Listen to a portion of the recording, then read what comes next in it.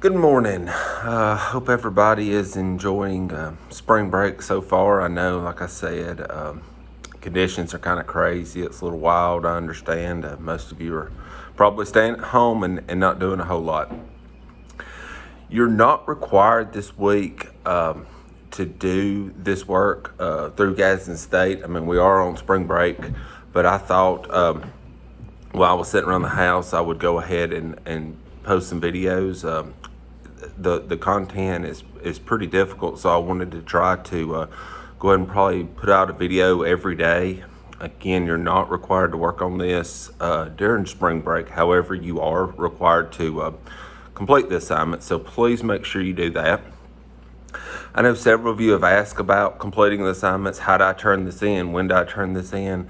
I'm not 100% sure yet on all of that, but I do know you need to definitely be working on those. Just make sure you have the work, the problems that I assign.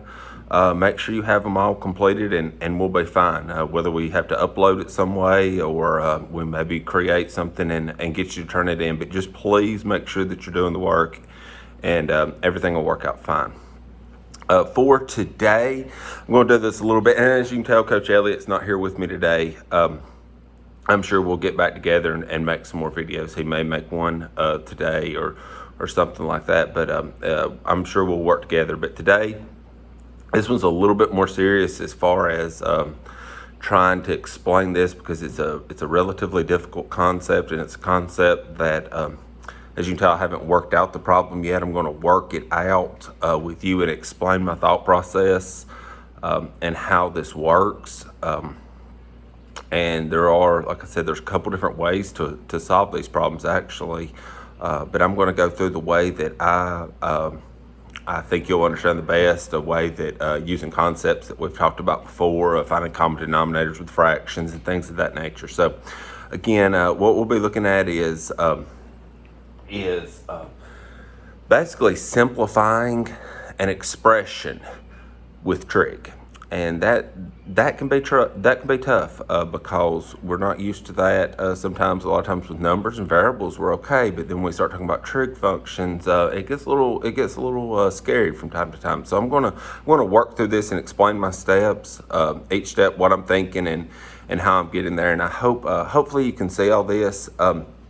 If you're keeping up in the book, this is actually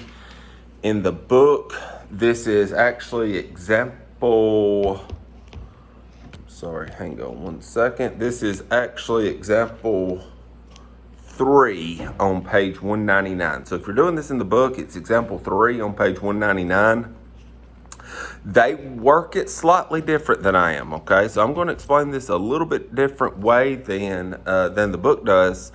But if you have any questions, like I said, please feel free to contact me and we can talk through it as far as how the book does it and how I do it. So this time I'm going to go ahead and get up at the board and try to explain this. And like I said, I hope y'all were able to see this okay and it works out well for you. So we'll get started at this time. All right, so as you can see right here, it tells us we've got 1 over cotangent squared theta over 1 minus cosecant squared theta. And it tells us to write this in terms of sine and cosine and then simplify the expression with no quotients, okay? So what they're actually getting at here is they want us to write this, everything, if we say cotangent or we say cosecant or we say anything that is not sine and cosine, we need to change it. We need to make it sine and cosine, okay? So everything that we do, we're always trying to get to the fact of, okay, let's make this sine and cosine. And what makes this kind of difficult is when you see the word simplify.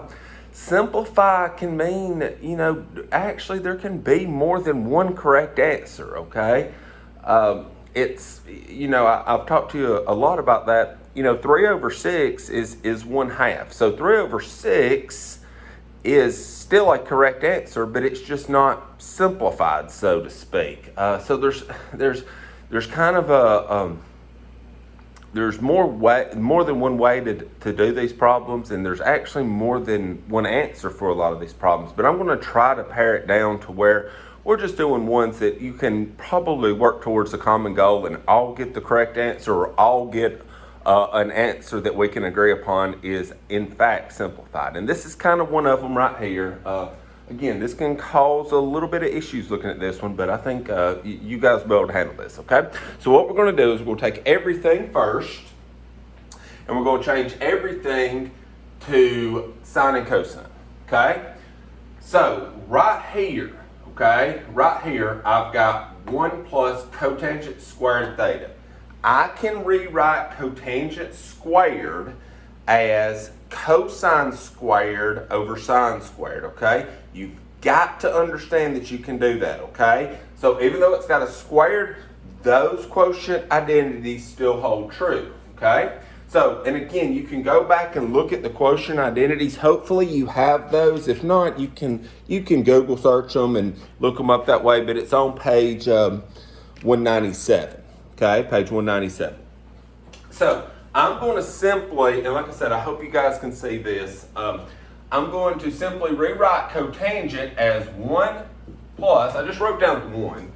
I'm going to rewrite this as cosine squared theta over sine squared theta. Okay? Now, I've got that, so that's how I rewrote the numerator. Now I want to rewrite the denominator. Okay? In the denominator, I have 1 minus cosecant squared theta. So I can rewrite the denominator as 1 minus, now cosecant is the same as 1 over sine squared. Okay? So cosecant is 1 over sine, therefore cosecant squared is 1 over sine squared. Okay? Okay? So now I've rewrote it just like this. Okay? I've rewrote it like this. All right, now becomes a little bit of okay, how do we want to try to simplify this? What is our process? And the book does one process which is a little bit easier. It really is. But I want to go through this process. It's a little bit probably a little bit more difficult in the grand scheme of things, but it's something that we're aware of because we've really got to do a good job of being good with fractions, finding common denominators, and then combining them, okay? So that's what we're going to do with this, okay? We're going to look at this as just adding or subtracting two fractions together. So I want to make sure I go through it this way. So if I look up here, I've got 1 plus a fraction, okay? It doesn't matter that we got trig functions in there. It's still just a fraction. So I want to find the common denominator.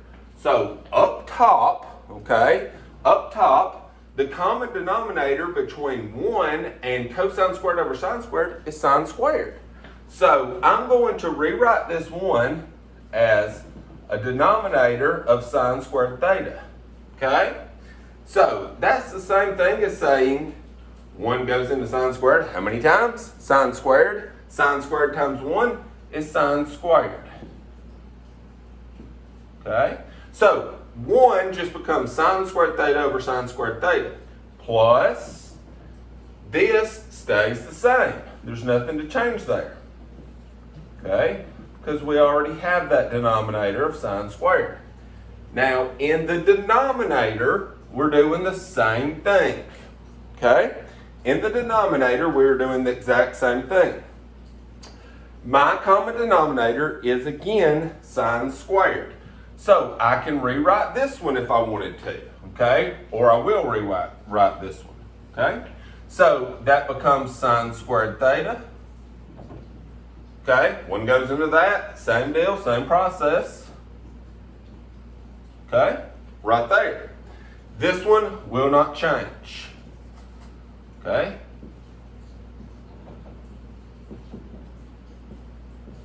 All right. So now I have rewritten it like this. And like I said, I hope that you all can see this. So I've rewritten it like this into two fractions. And the reason you put things, make things, give things common denominators is so you can combine those fractions, okay? So maybe once you can combine them, we can see something that'll simplify or that we can evaluate or well, not evaluate in this case, but something that we can simplify, okay?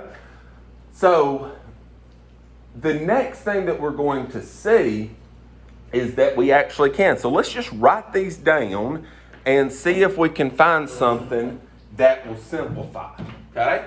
So if I write this one down right here, it just has a common, I'll pull this up here.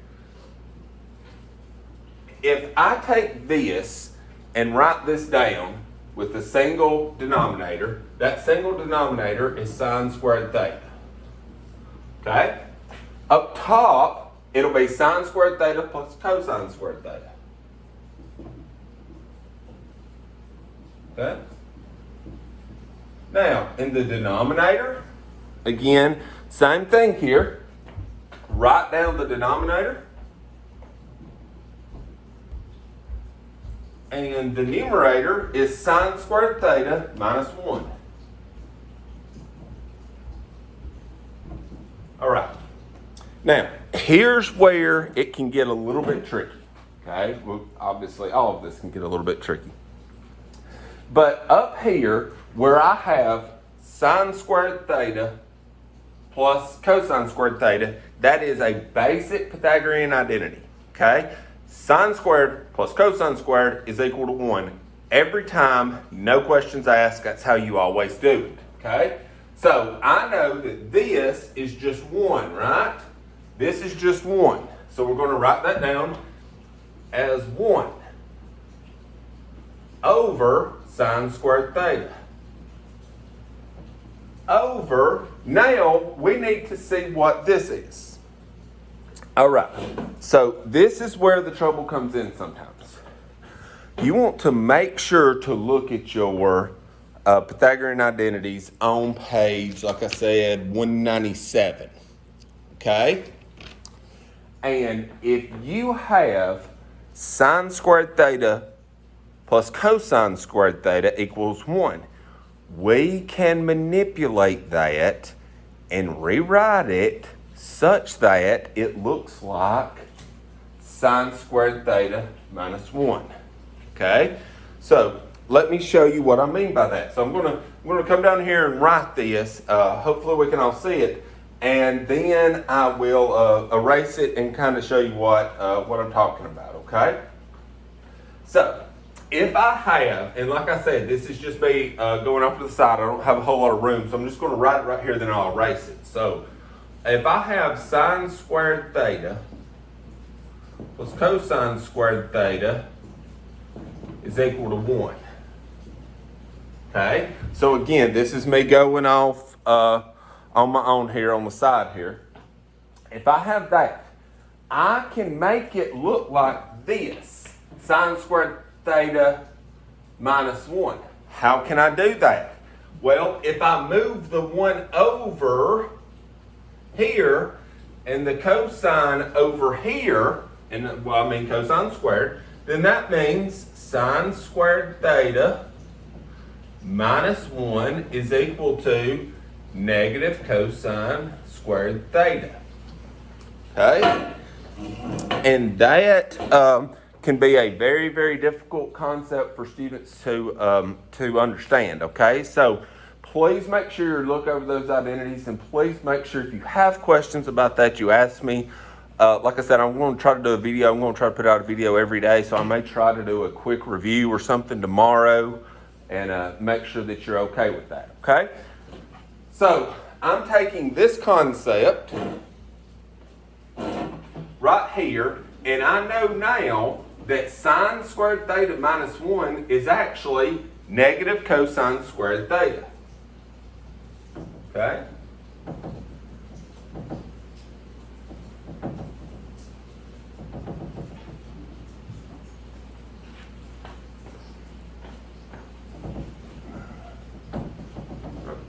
So now, that gives me this is negative cosine squared theta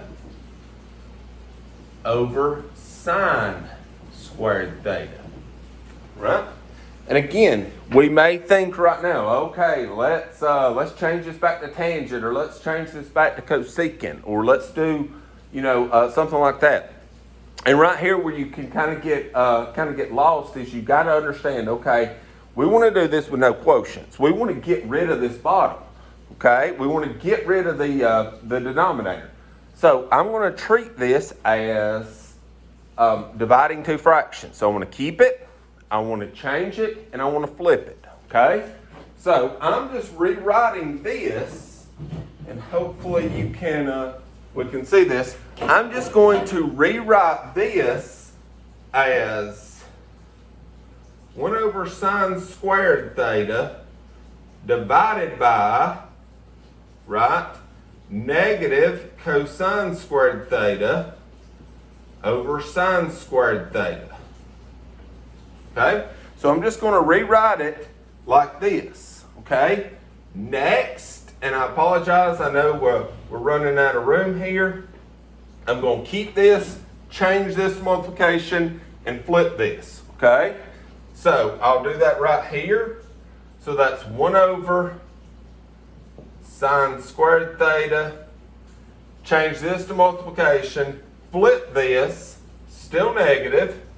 So that's sine squared theta over cosine squared theta. Alright?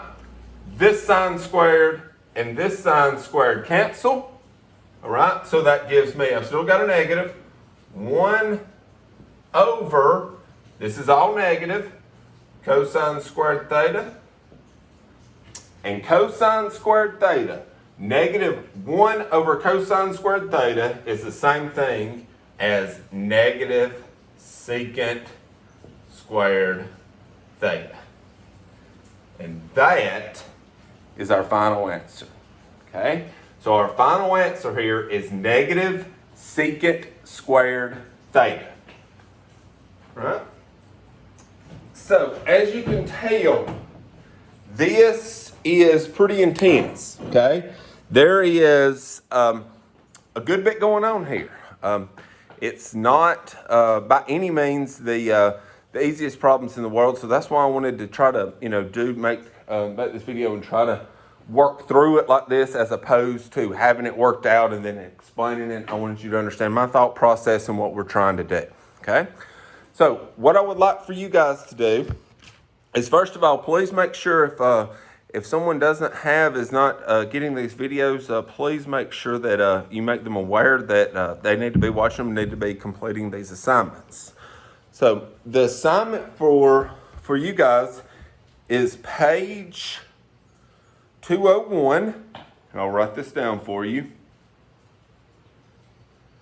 Page 201. And let's try these problems.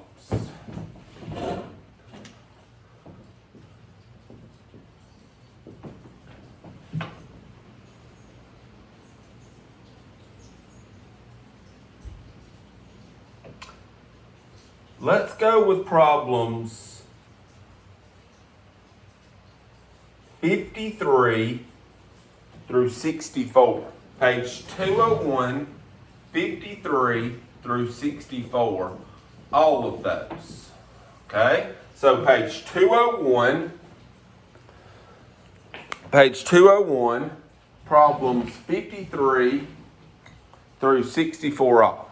Okay, some of those are going to be quick. Some of them you'll probably go right through, and then others will take a little bit more time. Okay, so please make sure you try to change everything to sine and cosine, and it should work out well for you. Okay, so like I said, I'm going to try to every day post a video and something you can watch and go through, and hopefully we can understand this, and we'll all get through this together.